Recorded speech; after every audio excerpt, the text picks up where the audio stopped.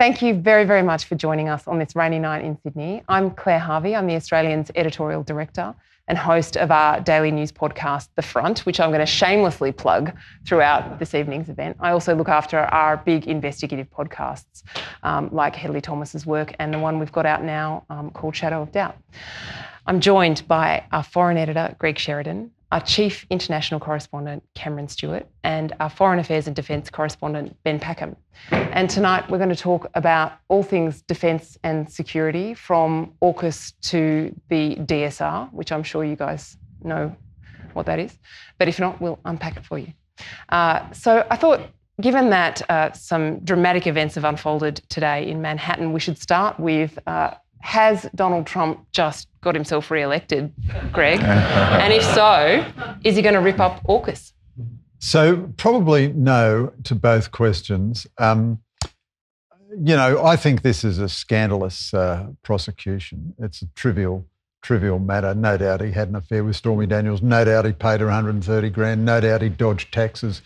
But, Bill Clinton certainly lied about having an affair with Monica Lewinsky under oath, and the consensus was you don't lose a presidency over that. I think the Democrats want Trump to be the centre of attention. So I think the Democrats have been tremendously dishonest here. They say that they want Trump out of national life. In fact, they want Trump at the centre of national life, because they figure if the election is about Biden, they might lose. If the election is about Trump, they might win. I do think it makes it hard for the Republicans not to choose Trump. But and if Trump is the candidate, elections are inherently unpredictable. I went on the front page of the paper in 2016 and said, you can take this to the bank, Hillary Clinton's got it won. And she did win the popular vote by 3 million. And I mistakenly followed a model which said statistically you can't win the popular vote by that much and lose the Electoral College vote. But in fact, you can. And last time Trump lost the popular vote by 7 million, but he probably only lost the key states by less than 100,000 votes. So they're playing with fire by dancing with the Trump candidacy. Would he destroy AUKUS? Almost certainly not. AUKUS is everything that Trump would love. We are going to pay the Americans billions and billions and billions of dollars. Hundreds of Americans, thousands of Americans are going to have jobs who wouldn't otherwise have jobs. So the idea of Trump getting in and saying, he gets in and says, China has a $350 billion trade surplus with us, and I'm going to smash that to bits. He doesn't get in and say, we've got a $50 billion trade surplus with the Australians, and I'm going to make sure that comes to an end. And also, after he was rude to Malcolm Turnbull, all of Congress and all of Washington, reproved him for that and admonished him for that. And although Trump's second term would be very unpredictable, he'd be reluctant. He doesn't want to get impeached again. He doesn't want to go to jail. Probably, so I couldn't imagine voting for Trump if I were an American, but I think actually there's no reason to think AUKUS would be in trouble under Trump. And also with there is an isolation strain at the moment in the Republican Party. They're complaining about military aid to Ukraine. Trump is feeding off that. So, that's a slight concern, I think, as far as that drift in American politics. But I think Greg is absolutely right. One thing Trump was very good at as president was China. He was very strong on China. I don't think he's going to suddenly back away from AUKUS, which is just an absolute gift to the Americans, I think, strategically, economically, jobs-wise. So I'd be very surprised if a Trump presidency walked away from AUKUS. Ben, of the three leaders who signed AUKUS, Scott Morrison, Boris Johnson and Joe Biden, there's only one left standing. Can you tell us what is AUKUS, apart from the bit of it that we all know, which is the submarines? Yes, well, there's sort of quite a neat little two-stage submarine plan there, but it is there are other elements to it known as Pillar 2 at the moment, and there are a lot of the sort of more technological aspects of the cooperation. So you're talking about AI, quantum computing, hypersonic missiles, cyber, and probably space cooperation as well. It's a whole range of areas in which China has really stolen the march in a big way. So, the AUKUS partners, potentially it might also include partners like Japan in the longer run, really want to push back against that rapid Chinese advancement in a lot of those key technologies that are really going to define the next 20, 30 years. As we saw the submarines deal unveiled, I think a lot of people realised that that all the things that they had been speculating about what AUKUS might be, well, it turned out to be all of the above. You know, it was sort of borrowing, buying and then building submarines. Greg, you had a bit of a road to Damascus conversion on AUKUS. You were a bit sceptical at the start. Yes, so Claire, I would put it slightly differently. I would say the government conscientiously read my column, followed my advice, changed course, and were successful in securing my support for their amended plans. I love it. Now, that sounds pompous and ridiculous, but let me unpack it a little bit. So the AUKUS has announced the previous coalition government had spent 9 years in office and had delivered nothing.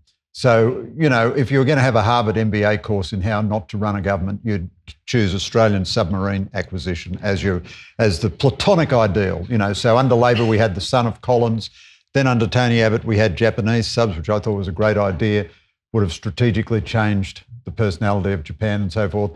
Turnbull killed Abbott's subs, and so then we got the French subs, and then I thought, okay, that was a bit ropey, but at least they're real subs. They're going to exist. Something is better than nothing. Then Morrison killed Turnbull's subs and was going to build, he promised and was absolutely explicit and unequivocal about this, all of the AUKUS subs would be built in Adelaide. Now, under that proviso, my 7-year-old grandson is already too old ever to serve in an Australian AUKUS sub, and it's going to take place in Star Trek time. You know, by the time it happens, even Cameron, even Ben will be quite an elderly gentleman, you know. And that half of the AUKUS deal is still what I thought it would be. So we're going to co-design with the British a successor to their nuclear attack sub, the Astute, and a good thing is it's going to be a very Americanised version of the British sub now, and they'll help us, but we'll build them in Adelaide. Now, even now, the government is saying that means we might get one of these in the 2040s. Now, Scott Morrison, that's all he offered, and he had the ludicrous time frame that we'd get the first AUKUS sub in 2038. Well, that was just ridiculous. I have a significantly higher chance of winning the Ladies Professional Golf Association Championship of All America than we have of getting a nuclear sub built in Adelaide by 2038. And so I argued consistently that we needed an interim fleet of subs. And because I thought that was the only version of the nuclear sub we could get, I said, well, we got to build conventional subs straight away. And indeed, even now there's a case that you could still build Collins subs right now. Not the son of Collins, just Collins. Because if we have a crisis with China, it's likely to be within the next 10 years. But what the government has done is it did accept the idea that you needed an interim fleet of subs. But what it's done brilliantly, I think, and all credit to the government, the interim fleet of subs is nuclear subs. So we're going to get between 3 and 5 Virginias. Now, the Virginia is the most powerful nuclear submarine in the world, the most deadly attack submarine ever built, probably the most complex artefact that the human race has ever constructed on planet Earth. I mean, think what a nuclear sub is. A sealed nuclear reactor going along at 70 kilometres an hour or 70 knots underwater in an environment that doesn't support life with 150 people on board and potentially hypersonic missiles that it can fire from vertical launches, every sensor known to man, you know. They're astonishing artefacts. The Virginias are going to start visiting straight away. They're going to be rotated. They're going to have a rotational presence in Perth from about 2027, which means they're going to be basically home ported in Perth for 6 months of the year. And we're going to get our first one. We're going to own it. It's going to be an Australian boat with an Australian flag and an Australian skipper by 2032 or 2033. Now, that might still not happen, of course. Almost anything the government says is going to happen doesn't happen, but that still might. But that is the interim fleet. And we're going to get at least 3 of those. But if our sort of super duper Aussie designed Astutes, you know, drift off into the into the ether and we can't get them built even by the 2040s, we've got an option to buy more Virginias. Well, that makes the whole thing a completely different proposition. It also means there's a bit of competitive tension between the Americans and the Brits, which is very smart. If the Brits don't give us a good design and a reasonable price and so on, we can just keep going with the Virginias. So I didn't really convert to AUKUS. AUKUS converted to me. Cam, you've written more about submarines over the years than many people. In fact, I think you even went on a Collins-class submarine, didn't you, at one point? I did. It was terrifying. Tell us about why nuclear submarines are the ultimate stealth weapon, why we need a nuclear sub, and do you think you'll ever get on one of them? Well, I'll be 95 when I do. Nuclear submarines, I mean, they can go underwater for about 3 months non-stop, and they can do massive distances very fast, which is a key thing. A lot of people have been talking, and they can obviously vertical launch missiles like the Tomahawks, so they could be incredibly brilliant, stealthy, offensive weapons. They could go off the coast of any adversary and fire missiles deep into that adversary's territory. I mean, that's a pretty powerful deterrent, I think. Just the ability for that to happen. Presumably, hopefully, they would never be used for that. But that's the whole concept of this, to have this silent deterrent. Australia is an island with a lot of water around, a long way from anywhere. Adversaries in the future, where they might be China or any other country, you need submarines that are fast enough to track their submarines. Diesel electric submarines like the Collins cannot do that. There's just an enormous amount of advantages. The disadvantage, of course, is that they're going to just take so long to get here. And just in relation to what Greg said, with the plan as it's outlined at the moment, it looks good on paper. Everything about submarine plans always look good on paper. There's no way that this will pan out exactly as the government says. It just simply won't. We don't quite know where it's going to go wrong. I mean, the Collins class may not be able to have the lives extended by 10 years. No one's talking about that much, but it's a very difficult process. That's an important one. They might become almost obsolete in the 2030s, in the same way that the F-111 was. It's great for flying over the Formula One track, but not much good for actually sending into battle. The Virginia-class submarines, 3 of them are coming, 2033, 36, 39. They're basically going to be training vessels for a long time to train up the Australian sailors. So AUKUS will not give Australia, in my opinion, any substantial submarine advantage for 20 years. So the AUKUS plan is actually not about us, it's about the sort of defence you want Australia to have for your kids and your grandkids. It's a very long-term project, and I think it's been misunderstood in some ways. People are linking it to the instant threat or the perceived threat of China and making a move on Taiwan sometime in the next 10 years, as people have been talking about. It's really irrelevant to that. So it's so multi-layered, but I'm just certain it will not pan out as it's been planned. But governments can only make plans, can't they? So I don't want to intervene here, but I just want to register. You've got to treasure this moment because it's so rare. I actually marginally disagree with Cam there. I don't think the Virginia is a training boat in 2032. It's a training boat when we're training on it in 2027. It's a capacity in 2032. It's going to be a midlife boat just after a refurbishment and ready to go. Our crew is going to be fully trained. That will be a capability from 2032. And any enemy would have to take it into account. But it can all go wrong, I'd agree with that. I mean, Australia, I agree with both of you, but slight reality check. I think Australia has never seen a high-tech piece of military kit that it doesn't aspire to owning, and we typically want to make a whole lot of changes, and in this instance, it's good that we will not have orphan boats. We're going to get the highly capable Virginia, and then there will be a common AUKUS submarine, but over the next 20 or 30 years, there are so many risks. Workforce, the education system, safety, just training enough nuclear physicists. We're going to need to put so many more people through university. We're a nation of 26 odd million people trying to do something that much larger nations struggle with.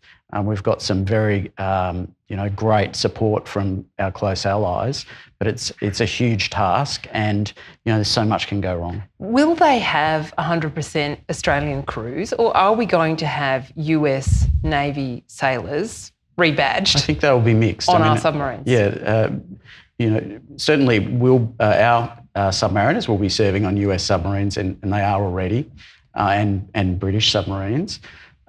We are going to need American crew to support those initial Virginia submarines. The government is very firm that they will be our submarines and that they will be commanded by Australian officers.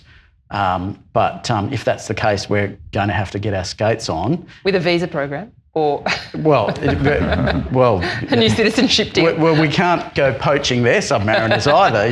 Really? One or two maybe, but that can't be the solution.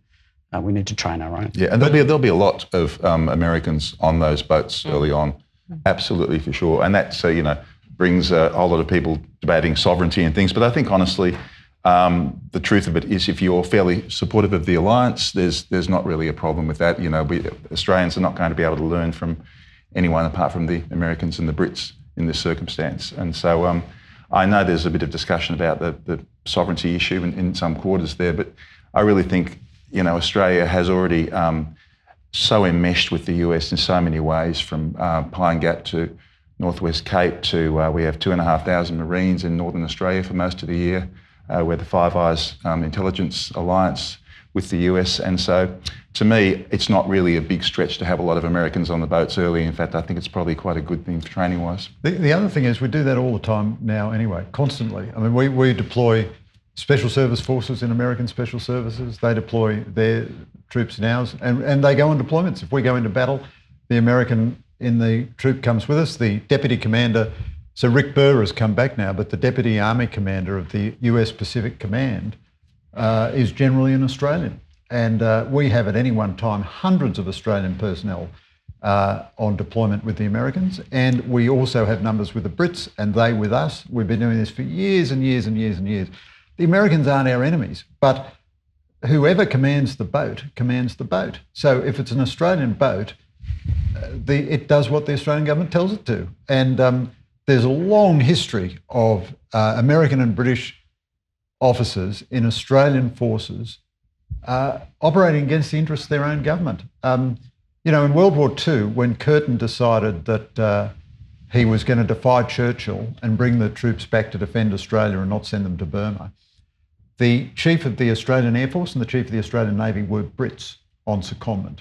And they were serving the government of Australia, and they advised Curtin to do this, to defy Churchill. The military, more than any other institution, takes a chain of command very seriously. And I agree with Cameron. I think the sovereignty issue is complete red herring. Ben, every couple of days you're breaking a new story about some cool piece of gear we're about to buy. It was sea mines a couple of days ago. Before that, it was kamikaze drones. Tell us, what is all this shopping about? What is the Defence Strategic Review, and when's it going to happen? Well, the Defence Strategic Review is the other big piece that we've been waiting for in the government's defence plans.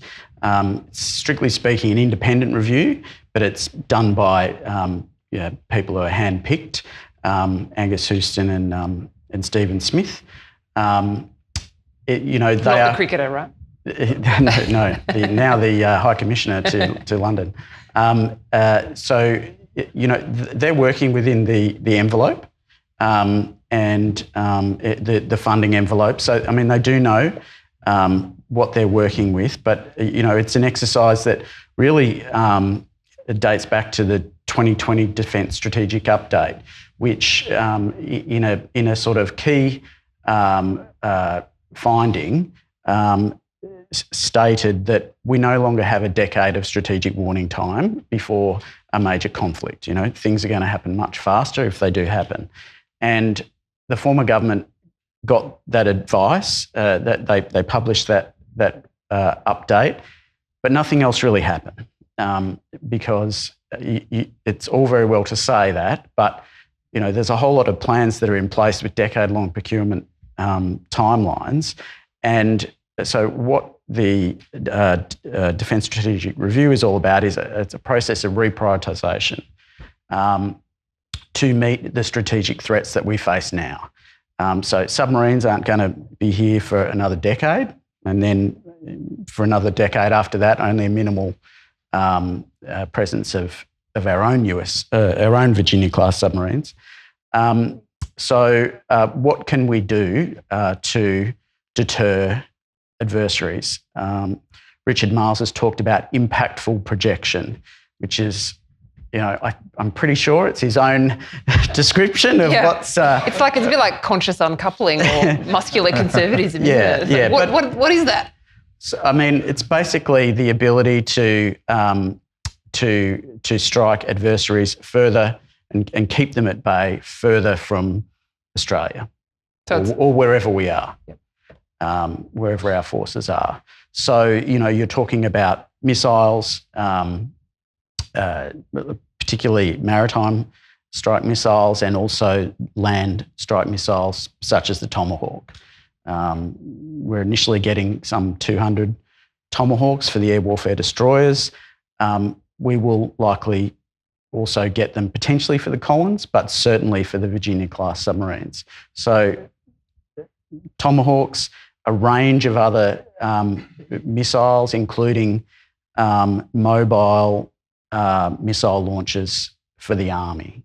And, one of the big sort of new capabilities that, this process will accelerate is capabilities like the HIMARS, which has been so important in Ukraine, and the ability to, in a conflict situation, dot those types of capabilities around the region to deny access to an enemy, hide them on islands and prevent ships coming through choke points, etc. So there's certainly going to be lots of investment in missiles, sea mines to protect our own ports, together with choke points, or potentially as part of an Allied or US-led operation, perhaps preventing Chinese ships leaving the South China Sea and submarines. What about in terms of aviation? We've had a question from the audience on the live stream about bombers. You've written about drones. The Defence Force is now asking for them. What about manned platforms like bombers? Well, the big capability that everyone's talking about is the B-21. I suspect that we will not be getting the B-21. It's a brand new US capability. I think we'd be struggling to get them to give it to us at this early stage, maybe in 10 years, 15 years' time. That's definitely a possibility, though, I think, down the track. That would be a real game changer defence-wise to have something like the B-21, which is America's new stealth bomber. They're just developing it at the moment. You might remember the big bat thing that they launched in spectacular fashion over in the Californian desert not long ago. And basically that would be a really interesting capability for Australia to actually have, but it's a lot of money. And I think at the moment with the nuclear submarines, AUKUS, with the Defence Strategic Review, we're going to get, as Ben says, a lot more missiles, a lot more sort of pointy porcupine kind of technological goods, if you like. I just think that that's too much money at this minute for the government to contemplate. I don't see how they would fit that into their pie. And as Ben says, the Americans have not said you can have it anyway. But I think it's something that the government, future governments, over the next decade in Australia will have a very close look at and look at the strategic circumstances and just see how it's shaped. It's definitely a future possibility. So could I just chime in there? The big conceptual difference between the DSR and the subs is that the subs are, as Ben and Cam rightly say, 10 years away from our first one, and then we ramp up after that. There's no reason why we should stop at 8. If we end up with 5 Virginias, we might build 8 AUKUS subs and we might have a nuclear fleet of 15 in due course. The Morrison government certainly thought about that at one point. But that doesn't begin to give you capability for another 10 years, although it has very important symbolic and strategic signalling consequences. The DSR is all about what you're going to get in the next 10 years. I think the B-21 would actually be a mistake at the moment, because one of the real problems, we have had a wickedly ineffective defence procurement process and a shockingly ineffective Defence Department. God bless them, they're lovely people, but they are the great pacifist organisation in Australian history is the Defence Department. No, the Greens, no one comes near them for preventing armed conflict.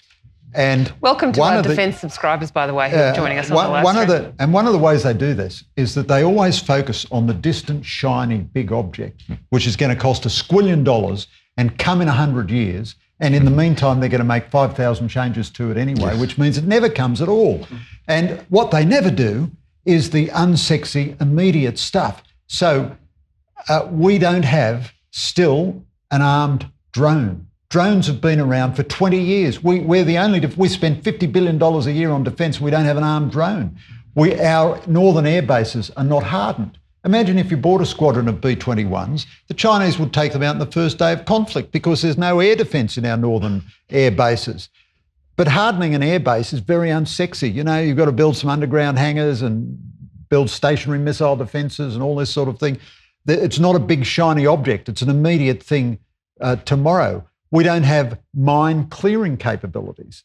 I mean, I hope the Chinese aren't clever enough to decide to mine all of our ports before hostilities begin. They could mine our submarine base and then the submarines can't leave port. And we have almost no mine clearance capability.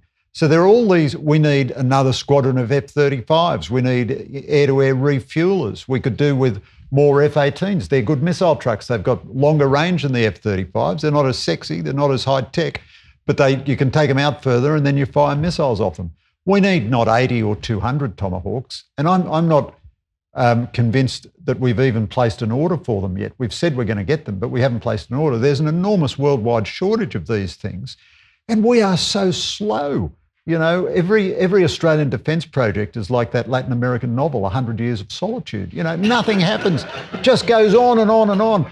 I've grown old. It's been a wonderful career for me. I've been a journalist for 45 years and I'm still writing about the same defence projects that I was writing about 45 years ago.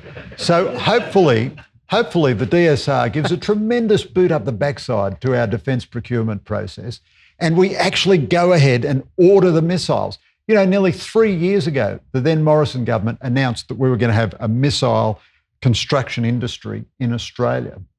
3 years have gone by and not one sod of earth has been turned. We have not made one application to the American Congress or, technological approval agency to say, can we build this missile in Australia? Nothing happens. In the time that it takes us to write a defence strategic review, China conquers the South China Sea. So hopefully the DSR is a massive shake-up to all this and we get all the stuff that we need straight away, missiles, mines, drones, missile defences, all the rest of it. And it's also been, I think, a political failure in the past in the sense that, previous governments needed to be way tougher on the Defence Department and say, no, you can't get that, if you don't like the Hunter-class frigate, which is in a bit of strife at the moment, you can't get this Type 26 English boat, bring it to Australia and Australianise it because it's just going to be too difficult to do. You can't get. We always do that, as Greg says. We get something, they want bells and whistles and doing it, and then it goes disastrously over budget, many years late. But you look back at it and you think, where was that Defence Minister? Where was that National Security Cabinet? Why did they get rolled by the admirals or the generals who wanted their shiny, brassy stuff that put Australian taxpayers, because we're all paying taxes for it, in the poo? So I'm going to ask you guys about what warfare is like now from what we can observe in Ukraine and what a future war might look like from what we know about the strategic situation we find ourselves in. And then after that, I'm going to open up questions to the room. So please put your hand up if you have a question and a microphone will come to you. So, Ben, what has the war in Ukraine been like and what has it taught you about what war is like in 2023? Well, I did go to Ukraine, but just to Kyiv with the Prime Minister. for that Zelensky trip, did not get out on the battlefield. However, there's a lot we can draw from it. It's a funny kind of juxtaposition, because on the one hand you have soldiers fighting in trenches, this sort of World War II style of battle, and yet you've got the HIMARS missile batteries and incredibly sort of sophisticated drones that are being used, and also off-the-shelf consumer drones. There's it's taught us a lot about the vulnerability of older armoured vehicles, and the importance of even sort of personal anti-tank weapons, which there's a worldwide shortage of those too now because of Ukraine. So I think that it's taught us that something we obviously already knew: war is a terrible thing, and sovereignty must be defended, and that it certainly taught a lesson to Russia and hopefully to China that the global rules-based order, the nations that subscribe to that are willing to defend it, if not with their own soldiers, then with a lot of sophisticated weapons. And I think Russia is being outclassed, and that China, I think, will be watching with quite a degree of sort of scepticism about what it means for its own forces. Exactly, and I think the lesson, to a large degree, obviously, don't go to war, as Vladimir Putin might regret. It's aggression is very hard. Being an offensive military force is a very, very difficult thing. Just resupplying the forces has been a remarkably World War II kind of Stalingrad thing. Absolutely. I mean, almost every aspect, strategically, tactically, Russia has been performed very, very badly. For Australia, I think the relevant point is, of course, the issue of China and Taiwan and what lessons may be being learnt in Beijing. My opinion on that is that I think it would make Xi Jinping much more reluctant to make a move anytime soon on Taiwan. He knows he would definitely get Western opposition in the way that Putin hasn't had it. And do you say that because of the eagerness of Western countries to arm the Ukrainians? Is that what you mean? No. I just think there's a quantum level of extra difficulty for China in that circumstance, with the ocean, with Western resistance as well. I think it would be a very, very difficult operation for China to mount and claim complete success for. And I just think that it would give them pause for thought watching what's happening in Ukraine. What do you think? Claire, I think there are a couple of very important lessons out of Ukraine. First is a strategic lesson. War is a chosen act of policy. Today, the war hasn't been abolished. One reason the West always gets Putin and Xi Jinping wrong is that it cannot understand leaders who are driven by things other than consumer, maximising the economy and all this. Putin is a vicious, terrible dictator, but he does really believe in all this Russian nationalism, paranoid Eurasian exceptionalism, all this stuff. You can read the books that have influenced him, Alexander Dugin's books, and he really believes this. This is a deeply held ideology, very self-serving ideology because it serves a leader, but he really believes it. And he might still prevail, even though he's doing very badly. As Stalin said in the argument between quality and quantity, quantity has a quality all of its own. And he now has Chinese backing. This is a very typical Russian pattern of war. You start out very badly, everybody smashes you to bits, but then because you have massive population resources, because your population is used to living badly, and because you're willing to sustain losses long and long and long and long, he could still prevail over Ukraine. I'm not saying he will, but he could. Similarly, we totally misunderstand Xi Jinping because Xi Jinping is a true believer in Marxism-Leninism. Xi Jinping has spent years of his life studying Marxism-Leninism. As far as I know, he's never spent a day studying Confucius. Yet anybody trying to interpret China, you get some dopey kind of, kung fu sort of, well, grasshopper, we of the East have mystical. What baloney that is. Xi Jinping is a root and branch communist, as he constantly proclaims. It's a very deep, sophisticated, integrated ideological system. And he's always making speeches about it, but we absolutely refuse to take him at his word. Now, leaders like Putin and Xi Jinping believe things like taking Ukraine and taking Taiwan are more important than economic outcomes. And I think Cameron is right that it will give Xi pause, but I don't think it's clear that it has dissuaded Xi. And the Chinese learn the lessons of the Russian blunders very well. That doesn't mean that they're inhibited. That means that they do it much better. So the Chinese saw Gorbachev collapse through trying to liberalise. So they decided never, ever to liberalise, and they went back into a Stalinist route. Now, they've seen what a mess Putin has made of this operation. That doesn't mean they won't never do an operation. That means they'd do it very differently. They'd probably have a massive cyber effort, far more effective than anything Russia has done. They'd probably got a big fifth column in Taiwan that they can motivate. They'd probably use missiles. They'd probably move very, very fast so that then the Americans had to dislodge them rather than prevent them. But then at the tactical level, it's got limited application to us because it's a land war, whereas our environment is a maritime environment. But it is a war of missiles, drones, swarming. It shows you that swarming works. The Ukrainians sank that Russian capital ship, which had quite sophisticated missile defences, but they attacked it simultaneously from lots of different points. So, you may not need a $50 million missile. You might need 1,000 Bunnings store $100 drones, each with a couple of 100 pounds of TNT on them. And if they all come all at once, even a very sophisticated computer defence system can't deal with them all at once. The other lesson of it militarily, which I don't think has any application for us, is it's been a war of artillery.